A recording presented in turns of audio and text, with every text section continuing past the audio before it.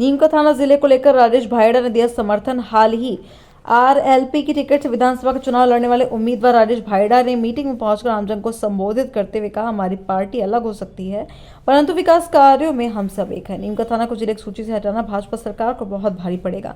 इसके लिए हम जयपुर जाएंगे, विधानसभा घेराव करेंगे, हमारा हक हर हाल में लेकर रहेंगे।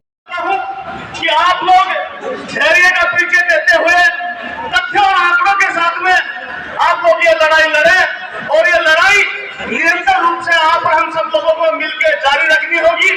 इसमें पार्टी विचारधारा से हटके हम लोगों को ये नहीं सोचे आप लोग बिल्कुल भी कि बीजेपी, कांग्रेस, आरएलपी, बसपा, ये कुछ नहीं है भाइयों।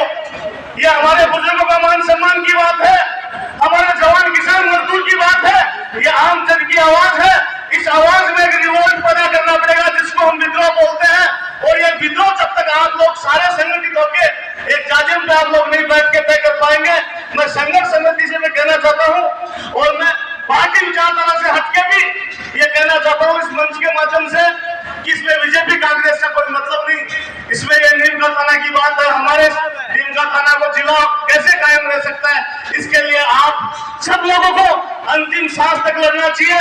और मैं तो रिवोल्ट की बात अभी ये कह रहे थे कि व्यापारी वर्ग भाई बहुत कमा लिए, बहुत कुछ कर लिया, इन्हें बंद करना चाहिए, शांति तरीके से बंद का आह्वान भी लोगों ने, बहुत से लोगों ने किया है। तो भाइयों, छोटे मोटे त्याग तो आप लोगों को करना पड़ेगा। अगर त्याग की भावना आप में नहीं है, रिश्ते किसी भी रिश्ते में देख लो, अगर त्याग अगर मौजूद नहीं है आप में, अगर थोड़ा सा भी त्याग बलिदान की भावना नहीं है तो आप रिजल्ट तक नहीं पूछ पाओगे। और आप कह रहे हो कि इस लड़ाई को हम लोग यहाँ से रोड से लेकर विधानसभा तक लड़ेंगे। निश्चित रूप से आपको विश्वास दिलाता हूँ, आपका बेटा, आपका भाई है राजेश भायड़ा, हमेशा आपके लिए अग्रणी पंक्ति में आपको खड़ा मिलेगा, इतना विश्वास आपको दिलाता हूँ। आप कतई ये नहीं सोचे कि पार्टी पॉलिटिक्स से ये व्यक्ति विशेष का काम ना होके ये सामूहिक मामला है, हमारे आन बान शान का मामला है। इस लड़ाई को बड़ी मजबूती और शिद्दत के साथ में हम लड़ेंगे।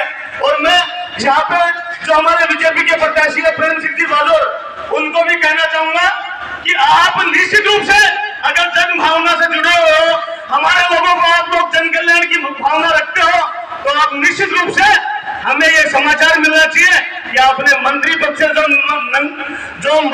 मेरी नजर में तो मैं यही बताऊंगा, ये नकली मंत्री पद है भाइयों, नकली डब्बी समझते हो ना, ये फोर सेल समझा ना।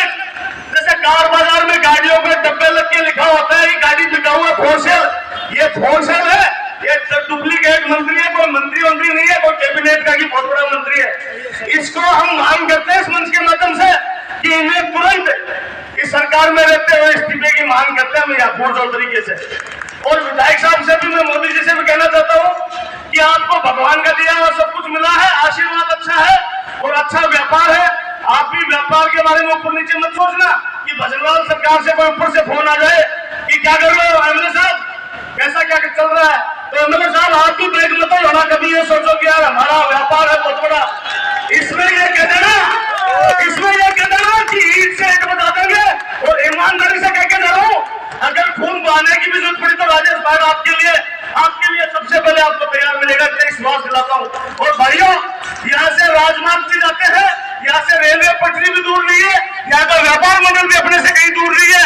जब हमें ये लगेगा कि हमारी सुनवाई नहीं हो रही तो निश्चित रूप से हम चक्का जाम भी करेंगे, हम रेलवे ट्रैक भी जाम करेंगे।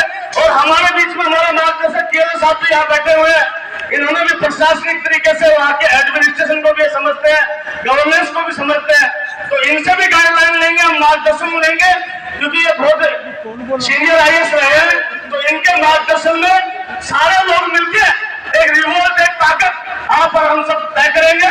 और उसी के हिसाब से, क्योंकि बहुत से वक्ता हमारे बीच में है, मैं ज्यादा समय नहीं लेते हुए अपनी बात को खत्म करूंगा और आप लोगों से